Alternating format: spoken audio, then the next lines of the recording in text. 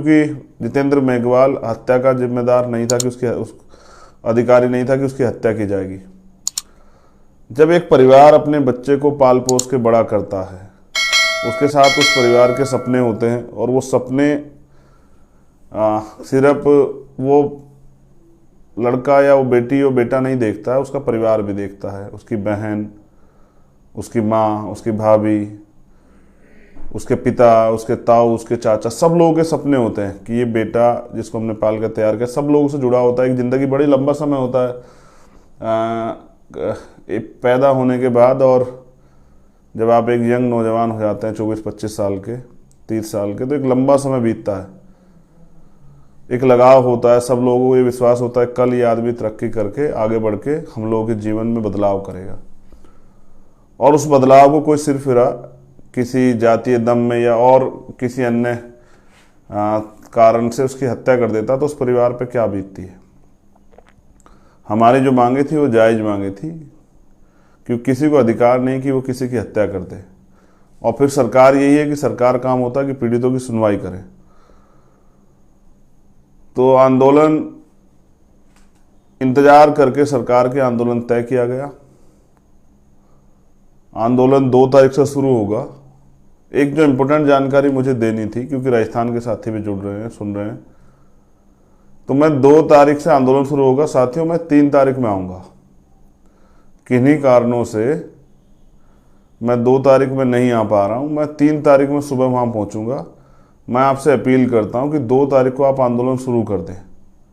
और ये आंदोलन ऐसा नहीं है, अब हमने तय किया है कि अगर हम अपने परिवार को न्याय नहीं दिला पाए तो हमारे संघर्ष करने का कोई फायदा नहीं, तो हम लोग आके वहीं बैठेंगे। जिला मुख्यालय पे ये अनिश्चितकालीन आंदोलन चलेगा। 2 तारीख इसलिए तय की गई, रखा जाता तो ये 3 तारीख में, क्योंकि 2 अप्रैल एक ऐसा बड़ा दिन है, 2 अप्रैल 2018 को SC/ST एक्ट को बचाने के लिए एक बड़ा आंदोलन हुआ था देश में। और बहुजन समाज के जो नौजवान हैं, जो गुलामी स्वीकार नहीं करते हैं, जिन लोगों ने गुलामी को नकार दिया है, जो लोग स्वाभिमान सम्मान का जीवन जीना चाहते हैं और जो अधिकारों के साथ जीना चाहते हैं, अधिकारों से वंचित होकर नहीं, उन लोगों ने बड़े पैमाने पर भाग लिया। और लगभग 17 से 18 नौजवान साथियों की जान गई। बड़ी संख्या में मध्य प्रदेश, उत्तर प्रदेश, पंजाब, उत्तराखंड, हरियाणा, राजस्थान, बड़े पैमाने पर आंदोलन हुआ। छत्तीसगढ़, ऐसा आंदोलन जो ना किसने देखा था ना सुना था।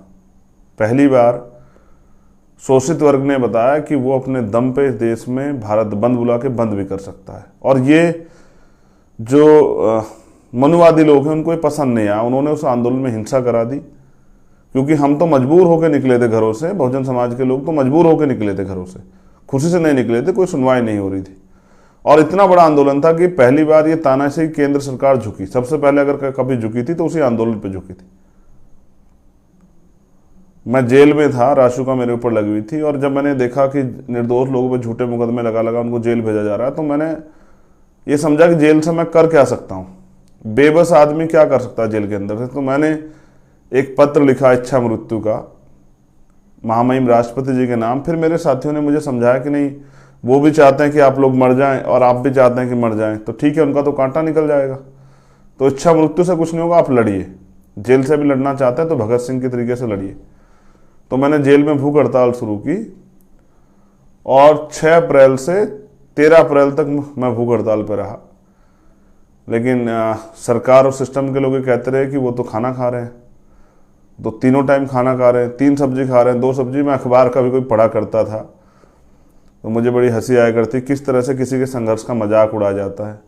प्रशासन ने मेरी मुलाकात बंद कर दी। एक दिन माँ मिलने के लिए आई जेल, और वो जूस लेके आई, तो मैंने मुलाकात बंद थी, फिर भी मीडिया के लोग आए, तो सरकार को लगा, मतलब प्रशासन को, कि अगर आज आमने सामने पे इनकी माँ नहीं जा पाएगी तो सवाल खड़ा होगा। तो माँ ही वो जूस और कुछ मिठाई लेके आई, तो मैंने उनको मना कर दिया कि देखिए माँ, अगर आज मुझे कोई नहीं देख रहा है जेल के अंदर कि मैं अपनी तन्हाई में क्या कर रहा हूँ, क्योंकि मैं तन्हाई में रहता था अकेला 16 महीने। एक एक रात जब मैं सुबह होती थी तो मैं सोचता कि वो दिन आएगा जब मैं यहाँ से निकल के और इसलिए काम करूँगा किसी और के साथ ये अन्याय ना हो, और अपने भाइयों को जागरूक करने का काम करूँगा। तो मैंने माँ से कहा कि माँ मुझे कोई देखता नहीं है तनाई में, माँ मैं चाहूँ तो वहाँ भी पानी पी सकता हूँ, वहाँ भी खाना खा सकता हूँ, लेकिन अगर मैं दिखावे के लिए सब बाहर आके ये करता हूँ और अंदर मतलब अंदर से छिप के कुछ खा पी लेता हूँ, तो ये इससे मैं खुद को सेटिस्फाई नहीं कर पा रहा हूँ, अपने ज़मीर को गवाही नहीं दे पा रहा हूँ कि मैं ईमानदारी से अपना काम कर रहा हूँ नहीं कर रहा हूँ। जैसे एक चोर चोरी करता है तो वो सोचता है कि उसको कोई देख नहीं रहा है, लेकिन कुदरत उसको देख रही होती है, उसको खुद को पता होता है कि वो गलत क्या कर रहा है या सही कर रहा है। उसके दिल में आवाज़ होती है अगर कोई अपराध कर रहा है कि इस अपराध का कि सज़ा भी उसको मिलेगी, ये सही है गलत है, इसका किसी के साथ अन्याय हो रहा है। तो मैं बार बार आँख पे इसलिए हाथ ले जा रहा हूँ, आँख पे कुछ मुझे दिक्कत हुई है, तो मगर मैं ये कह रहा था आपसे कि तो मैंने माँ को मना कर दिया और माँ ने बाहर जाके कहा कि वो नहीं मान रहा है किसी की। मैं समझता हूँ कि सरदार भगत सिंह शहीद आजम उनके साथी कैसे रहे होंगे, क्योंकि मेरे आज भी याद है कि मेरे चेहरे की खाल जो है वो उतरने लगी थी, स्किन जो है, और मेरे पैर हाथ जो है बहुत वो वीक हो गए थे, मेरी आंखों से दिखना बंद हो गया था और बदन से मेरे खाल उतर रही थी और मेरा जो क्रिएटिनाइन है वो बहुत डाउन चला गया था। 14 अप्रैल को बाबा साहब की जयंती में मेरे बड़े भाई मेरे पास आए मिलने के लिए और उन्होंने मुझसे 2 बातें शेयर की। जो बातें मैंने आपसे पहले बताई कि सरकार भी चाहती है आप मर जाओ और आप भी चाह रहे हो आप मर जाओ, तो सरकार का फ़ायदा होगा, सरकार के खिलाफ जो लोग आंदोलन कर रहा है वो एक कम हो जाएगा, सरकार तो चाहती है ऐसा ही है, और सरकार पे दोष भी नहीं जाएगा। तो आप अगर कुछ करना चाहते हैं तो इंतज़ार कीजिए जेल से बाहर आने का और फिर लड़िए। ये क्या बात हुई कि भैया आप यहीं जेल में रहते मरना चाहते? तो मेरी वो बात समझ में आई, अगर कोई समझाने वाला मिलता है, और मैंने स्वीकार किया कि भाई अब ये लड़ाई जेल से बाहर जाकर लड़े, और लड़ भी रहा हूँ मैं। तो इसलिए 2 अप्रैल एक बड़ा दिन है, एक बड़ा आंदोलन हुआ, इसलिए मैंने 2 अप्रैल से शुरुआत की है कि 2 अप्रैल से आंदोलन शुरू हो जाए। 3 तारीख को सुबह मैं आऊँगा और जब तक हमारी मांग पूरी नहीं होगी, 1 दिन हो, 2 दिन हो, 4 दिन हो, 10 दिन हो, हम लोग वहाँ से नहीं हटेंगे। और मैं आपसे भी आपको भी कह रहा हूँ, राजस्थान के साथियों से मैं आपसे अपील कर रहा हूँ, बहुत हो गया है, बहुत हो गया है, अब नहीं। अब जो साथी आएगा वो जाएगा नहीं जब तक हमारी मांग पूरी थी। इस हिम्मत के साथ आना है साथियों, भूखे प्यासे जैसे भी मिलेगा उसी सहारे रह के आंदोलन को आगे बढ़ाएंगे, लेकिन हम शांतिपूर्ण संवैधानिक रूप से आंदोलन चलाएंगे, लेकिन हम वो पाली डिस्ट्रिक्ट नहीं छोड़ेंगे। उस परिवार को हमने वादा किया न्याय दिलाने का, और एक कार्यकर्ता की, एक अम्बेडकरवादी की, एक बहुजनवादी की, एक संघर्षशील व्यक्ति की पहचान होती है, अगर उसने कुछ कहा तो उसको निभाए। तो ये मैंने तय किया है आप सब लोगों के सहयोग से, ये मेरे व्यक्तिगत बात है, इसलिए मैं की बात कर रहा हूँ। मैं जब वहां जाऊंगा तो हम अपनी बात करेंगे, लेकिन मैंने व्यक्तिगत तय किया कि जब तक हमारी मांग पूरी नहीं होगी मैं वहां से नहीं हिलूंगा। और मैं अपने साथियों से भी अपील करता हूं कि वो 2 तारीख को आ जाएं, लेकिन मैं 3 तारीख में आऊंगा और आंदोलन 3 तारीख से लगातार चलेगा। और ये अकेली मांग नहीं है, इसके साथ और भी मांगे हैं, जैसे 2 अप्रैल के मुकदमे वापसी, और साथी प्रयास कर रहे हैं, हम भी इस पर वो करेंगे, मुख्यमंत्री से बात करेंगे, सरकार से बात करेंगे। भाई हम आंदोलन कर क्यों रहे हैं? इसलिए कर रहे हैं कि अन्याय हो रहा है। अभी आपने देखा नहीं क्या हुआ, भाई मुकेश वाल्मीकि जी कैप्टन था, उनके बेटे के साथ जो मारपीट हुई है धौलपुर में विधायक द्वारा, और मैंने कल उनसे बात की, क्या नहीं बताया उन्होंने मुझे कितना अन्याय किया गया उस बच्चे के साथ। वो हमारे परिवार का बेटा, हमारा भाई है छोटा, उसके हाथ तोड़ दी गए, उसकी 10 की 10 उंगलियां तोड़ दी गई, उसकी टांग तोड़ दी गई। महापुरुषों के आशीर्वाद से बच गया, वो तो उसको मरा हुआ छोड़ के गए थे। ये अन्याय हो रहा है राजस्थान में, ये इसी सरकार के लोग ये अन्याय कर रहे हैं, और ये अन्याय नहीं सहेंगे हम लोग, किसी भी कीमत पर नहीं सहेंगे।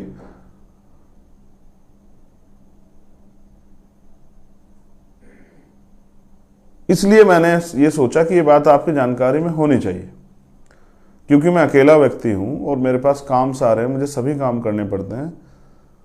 तो मैंने 3 तारीख में मुझे आना है, मैंने 2 तारीख में साथियों से कहा कि बड़ा दिन है, जैसे हम महापुरुषों की जयंती मनाते हैं उस दिन भी 2 अप्रैल इतिहास में लिखा गया, दर्ज हो गया 2 अप्रैल। कोई भी मिटाने का प्रयास नहीं मिट सकता है।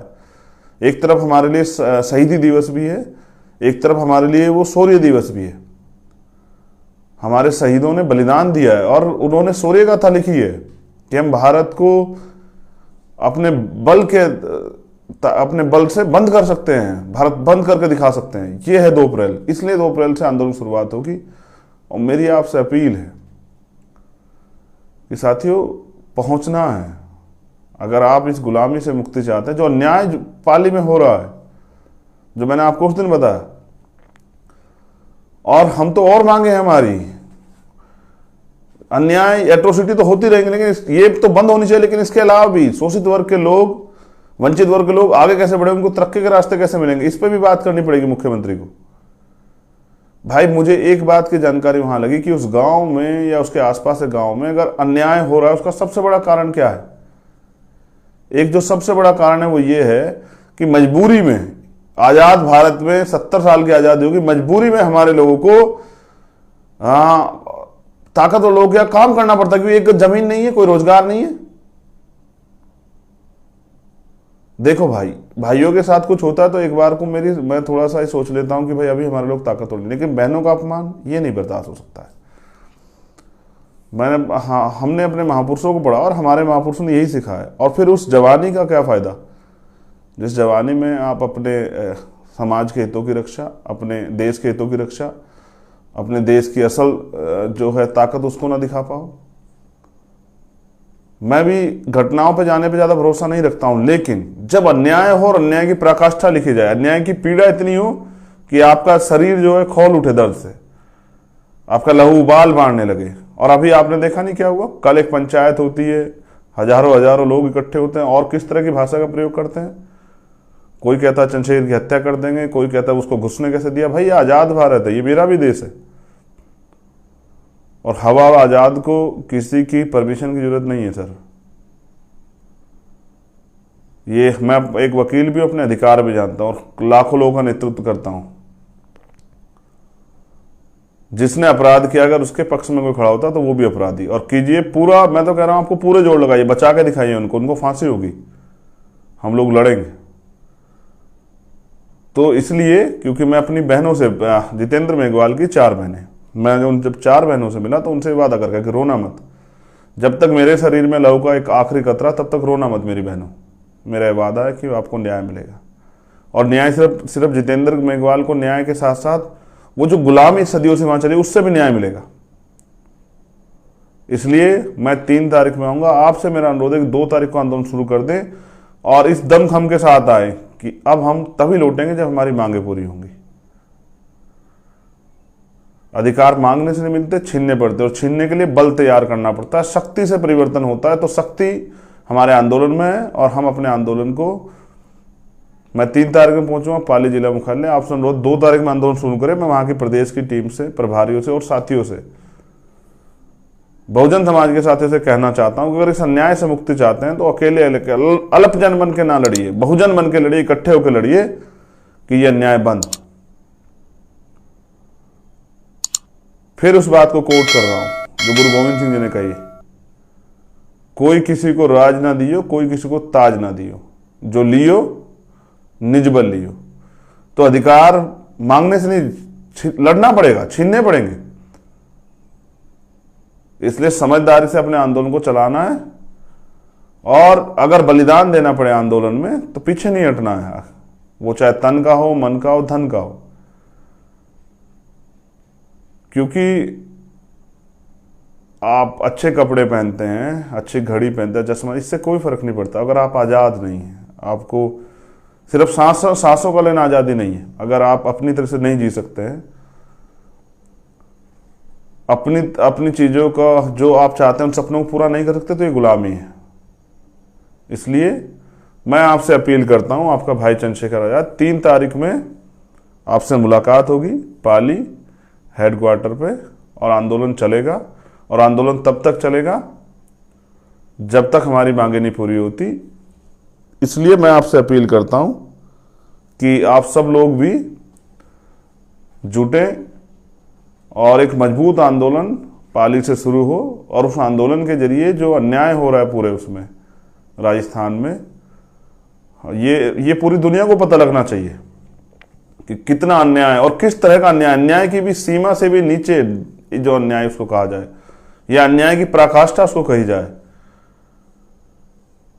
कुछ तो ये भी बताया गया कि जो लोग जितेंद्र मेघवाल को न्याय दिलाने आए, उनके गांव में सामंतियों ने, ताकतवर लोगों ने उन लोगों का बहिष्कार कर दिया। ये है राजस्थान। अब बात करते हैं जातिवाद की। इनको लगता है कि भाई पंचायत करेंगे तो चंद्रशेखर डर जाएगा। इससे भी बड़ी पंचायत होगी, आप देखना पाली में। उससे भी बड़ी बात, जब जाति के नाम पे तुम अन्याय करते हो तब कुछ नहीं होता है, और अगर हम अपने हितों की रक्षा के लिए खड़े होते हैं तो तकलीफ होती है। करते क्यों ऐसा फिर? ये 1950 से पहला भारत नहीं है, ये आजाद भारत है। बाबा साहब के संविधान ने हमें बराबर की ताकत दी है, और इस अन्याय के खिलाफ लड़ना हमारे महापुरुषों ने, रहबरों ने हमें सिखाया है। तो पाली में आंदोलन शुरू होगा। 3 तारीख को मैं पहुंचूंगा, ये जानकारी थी, और वो आंदोलन तब तक चलेगा जब तक हमारी मांगें नहीं पूरी होती। जय भीम, जय भारत, जय मंडल, जय संविधान। आप सभी के लिए मंगल कामनाएं। और फिर आपसे कह रहा हूं, अगर आप सोचते हैं कि कोई आके आपकी किस्मत बदलेगा तो ये आपकी गलतफहमी है। अपने हिस्से की लड़ाई